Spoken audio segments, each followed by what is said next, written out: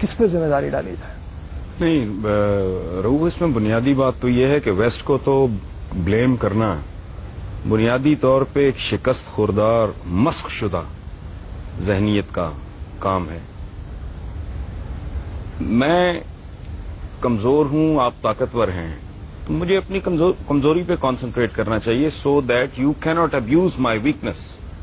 ایک بات. دوسری بات یہ ہے کہ ویسٹ، خاص طور پہ امریکہ کی آپ بات کر رہے ہیں، یہ تو ویسے جمعہ 8 دن کی بات. آپ کی تو ساری تاریخ ہی اس طرح، آپ کی ساری تاریخ ایک دوسرے کی گردنیں کاٹنے پر مشتمل ہے.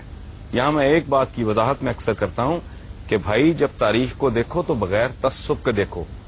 آپ لوگ اگر تاریخ کو مس کریں گے، تاریخ کا کچھ نہیں بگڑے گا، وہ آپ کو مس کر دے گی. بغیر تعصب سے دیکھنے کا نتیجہ یہ ہے کہ آپ درست نتائج پہ پہنچیں گے اور پھر شاید آپ اس کو ریکٹیفائی کرنے کا بھی سوچ سکیں.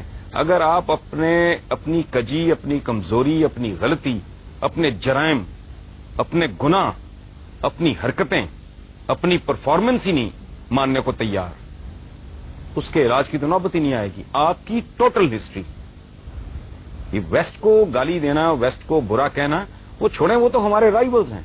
میرے اور آپ کے درمیان ایک مقابلہ چل رہا ہے جو صدیوں پر مشتمل ہے. تو you are most welcome to do anything you want. ہم کہتے ہیں وہ جی سازشیں کرتے ہیں، وہ آپ سے بہتر دماغ رکھتے ہیں تو سازشیں کرتے ہیں، آپ کر لیں. اب جھوٹ ہے یہ بر صغیر کی تاریخ اٹھا کے دیکھ لیں. لارڈ کلائیو کے ساتھ 200-250 گورا تھا، باقی سارے ہم ہی لوگ تھے، ہمارے ہی بزرگ تھے. بکسر کی لڑائی میں شاہ عالم ثانی کا انہوں نے جو حشر کیا ہے، لڑنے والا کون تھا اس کے خلاف؟ بابر کو کس نے نکالا تھا فرغانہ سے؟ اس کے چچاؤں نے. یہاں کے اس نے کس کی گردن اتاری سب سے پہلے؟ ابراہیم لودھی کی. امیر تیمور نے کس کو مارا؟ یلدرم کو. پھر بنو امیہ، بنو عباس. یہ آپ کے ہاتھ سے اسپین گیا، اور پھر یہ اپروچ بھی غلط ہے. اسپین چلا گیا. اسپین آپ ابا آپ کی بری میں لے کے آئے تھے. آپ طاقتور تھے اس وقت، آپ ایکسپینڈ کر رہے تھے. آج وہ طاقتور ہیں، وہ ایکسپینڈ کر رہے ہیں. جب آپ اپنا ورلڈ آرڈر، جب آپ میں سکت تھی، دم تھا، جان تھی، تو آپ اپنا ورلڈ آرڈر امپوز کر رہے تھے. آج وہ کر رہے ہیں. رونا کس بات کا؟ اس کو گالی مت دیں، اپنے گریبان میں جھانکیں. ہمارے پنجابی میں کہتے ہیں اپنی منجی تلے ڈانگ پھیرو تو انہوں سمجھ آئے. آپ کی ٹوٹل تاریخ، یلدرم پورے یورپ کو اس نے آگے لگایا ہوا تھا. امیر تیمور صاحب یہاں سے روانہ ہوتے ہیں، جا کے اس کا ستیہ ناش کر دیتے ہیں.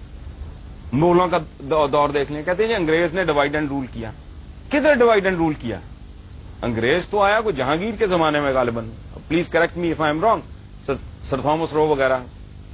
اس سے پہلے جو آپس میں ایک دوسرے کی گردنیں کاٹ رہے تھے، تقریباً اس وقت آیا جس وقت بابر آیا، اور انگریز جہانگیر کے دور میں تقریباً اس وقت. ٹھیک ہے. اچھا، اس سے پہلے جو مغل شہزادے ایک دوسرے کی گردنیں کاٹ رہے تھے، باپ کو اندر کر رہے تھے، سگے بھائی مار رہے تھے، شیر شاہ ان کے ساتھ لڑ گیا. یہ ٹوٹل پاور پلے ہے، صدیوں سے چل رہا ہے. محمد بن قاسم کو کھال میں سی کے بش نے بھیجا تھا. عبیدہ بن جراح کے ساتھ کیا ہوا تھا؟ آپ کے جتنے جنرلز ہیں جس کو آپ اتنا گلوریفائی کرتے ہیں، کبھی اپنے بچوں کو پڑھائیں ان کے انجام کیا ہوئے تھے؟ ان لوگوں کے ساتھ کیا کیا آپ نے؟ کرنے والے کون تھے؟ اب یہ قدم قدم پہ سازشیں ڈھونڈنا، ان میں کیڑے ڈالنا اور لوگوں کو بتانا کہ جی وی آر دا بیسٹ. مجھے ایک اور بات بتائیں آپ لوگ، یہ ینگسٹرز بیٹھے ہیں، یہ غدار پیدا کرنے کا ٹھیکہ آپ نے کیوں لیا ہوا ہے؟ غدار آپ میں ہی یہاں کیوں پیدا ہوتے رہے ہیں، گوروں میں کیوں نہیں ہوئے؟ اس کی وجہ ہے رؤوف صاحب، غدار ایک خاص کلچر میں پیدا ہوتا ہے. جہاں فرد اور ریاست کا مفاد اس طرح ہو جاتا ہے نا، وہاں غدار پیدا نہیں ہوتے. سر تھامس رو نے جہانگیر نے اسے، اس کے بیٹے کا اس نے علاج کیا، وہ ٹھیک ہو گیا. اس نے انعام کے طور پہ کہا کہ اس کے برابر، اس کے وزن کے برابر، وہ موٹا آدمی تھا، سونا تول کے اس کو دو. اس نے کہا کہ بادشاہ سلامت، مجھے سونا نہیں چاہیے، میری قوم کو اپنے ملک کے ساتھ ٹریڈ کرنے کی اجازت دے دیں. آپ کے پاس یہ وفا 2007 میں نہیں ہے. آپ کے لیڈرز سوئس بینکوں کے کیس بھگت رہے ہیں. کوئی کرپشن کنگ کہلاتا ہے، کوئی کرپشن کوئین کہلاتی ہے. آپ کے ساتھ، آپ کے پاس اپنی بدنصیبی پہ غور کریں، یہ کمٹمنٹ 2007 میں نہیں ہے. جو گورے کے پاس، چونکہ میگنا کارٹا کے بعد انہیں یہ احساس ان کے اندر جنم لینے لگا تھا کہ میرا اور میرے ملک کا، میری اسٹیٹ کا مفاد तो ये इस तरह की बात है। अच्छा, मैं एक छोटा सा सवाल यहाँ पे और पूछूं, क्योंकि बुनियादी तौर पे जिस तरफ हमें चलना है, हम आज की बात करें, माजी के सबक जो है उससे हमें सीखना चाहिए, लेकिन क्या कोई ऐसी सूरत हाल हो सकती है, इस वक्त 3 मकतबे फिक्र के लोग हमारे पास मौजूद हैं, कोई एक चीज के ऊपर हम इत्तफाक कर लें, क्या ऐसी कोई सूरत हाल नजर आती है कि बाहर को हम जो, क्योंकि देखिए ना पूरी दुनिया हमारी तरफ देख रही है, सारी दुनिया में इस वक्त मलून और मतून जो है वो मुसलमान है, हरकतों की वजह से नहीं, लेकिन कोई फ्यूचर में कुछ सूरत नजर आती है कि शायद हम तालीम हासिल करें, हम इंसान की रऊफ साहब, जहां आज इंसान खड़ा है इसमें आपकी कंट्रीब्यूशन क्या है? आपसे मुराद मेरी, हम की, हम सब की 1 अरब 40 करोड़ मुसलमानों की कंट्रीब्यूशन क्या है? ये एक पैम्पर नहीं दे सके बनी नौ इंसान को, ये बॉल पॉइंट नहीं दे सके, ये गाड़ी की विंड स्क्रीन साफ करने वाला वाइपर नहीं दे सके। 56-57 इतने लगभग मुसलमान मुल्क हैं, एक में भी जमहूरियत नहीं है, डूब मरो। मैं सदियों से एक बड़ा दिमाग नहीं पैदा किया, इस मुल्क में एक बड़ा आदमी पैदा हुआ है, मैं इंटेलेक्चुअली बात कर रहा हूं। ये मुल्क है, सबका है। जिन्ना साहब के स्टेटमेंट्स रिकॉर्ड पे हैं कि हिंदू अपनी जगह, फलां अपनी जगह, उसको आप जो भी लेबल लगाएं, डॉक्टर अब्दुल सलाम, उसको उन्होंने ठुड्डे मार के इस मुल्क से बाहर निकाल दिए।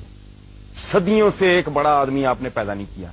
औकात यह है कि एक एवरेज लेवल का, एक आम सतह का दानिश्वर बात करता है क्लैश ऑफ सिविलाइजेशन, ये उसको सर पे बिठा लेते हैं और पूरी दुनिया में डिबेट पे शुरू हो जाती है।